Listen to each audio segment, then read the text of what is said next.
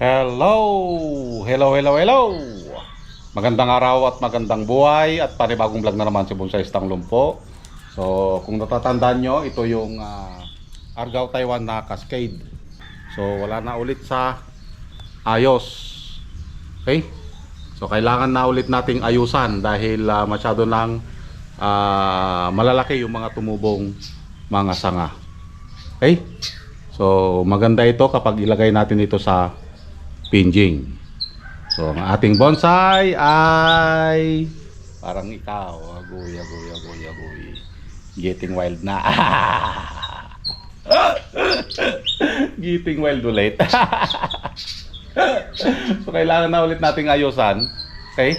Para balik alindog yung kanyang itsura. Okay? So, let's start.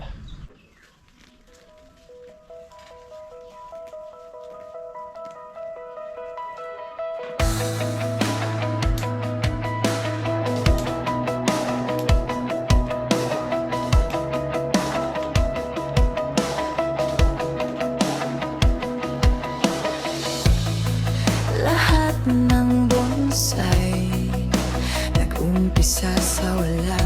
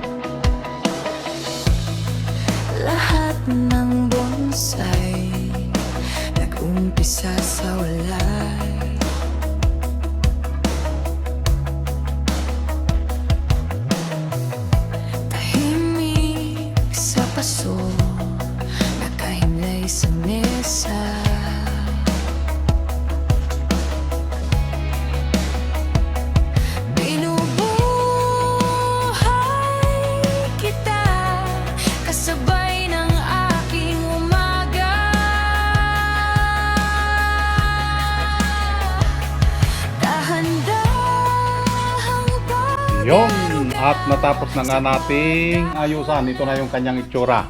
Okay? So, unti-unti nang nabubuo yung ating bonsai. Yan. So, nakapokus na lang tayo dito sa parting baba. Agoy. Focus sa parting baba kasi ito na lang yung hindi buo. Okay? So, dito sa baba magkakaroon ng konting ulo dito. Yan.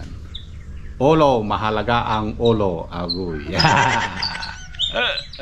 So, unti-unti nang kumakapal yung kanyang pinaka first branch dahil dito ay buo na. So, dito na lang yung binubuo natin na part. Okay? So, yun yung kanyang back branch. Nakikita doon. Yan. At yung apex ay buo na. Buo na yan. So, malapit na itong maikasa sa pinging. Maganda ito pag ito ay nailagay sa bato. Dahil yung karakter niya ay lumabas yung ugat. Yan. Ang lalaki ng ugat. Halos may barikos na. May barikos. Yung kanyang ugat. Yan. Okay? So, abangan na lang ito. Yung gagawin nating maliit na ulo dyan. At kung mapapansin nyo, pakapal na ng pakapal. Okay? Siguro mga 3 ayos na lang ito. Buo na. Buo na yung mga iba niyang mga sanga. So, abangan ulit natin na ayusan natin ulit ito. Okay? So, habang patagal ng patagal yung ating ginagawang bonsai, ito ay paganda ng paganda. Sana parang ikaw. Wow! Habang tumatanda, lalong gumaganda. Agoy. Sana para kang bonsai. Habang tumatanda, lalong gumaganda. At lalong nagmamahal. Agoy. Sana all nagmamahal. Okay? So, ito ay isang Argao Taiwan. Okay? So, maraming salamat at nasamahan nyo na naman si Bonsaistang Lumpo. Hanggang sa muli, abangan yung update nito. Bye-bye.